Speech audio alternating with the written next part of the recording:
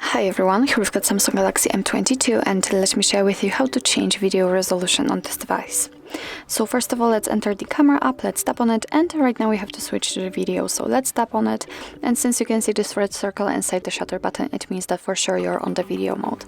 So now let's take a look at this option bar, and on the second position from the right we've got the FHD and 30 frames per second option, icon. So it means that after tapping here you can choose the video size or the video resolution, and as you can see we've got three different options. We've got 2K, FHD, which is right now applied, and also HD. All of them are with 30 frames per second. So it's really up to you which option you'd like to use. All you have to do is to simply tap on the one you would like to set. So I will pick, for example, 2K. And as you can see, it immediately appears right here, so it means that from now on the device will record videos in chosen resolution. Obviously you can change it again if you want to. So actually this is it. This is how to change video resolution in your Samsung Galaxy M22. Thank you so much for watching. I hope that this video was helpful, and if it was, please hit the subscribe button and leave the thumbs up.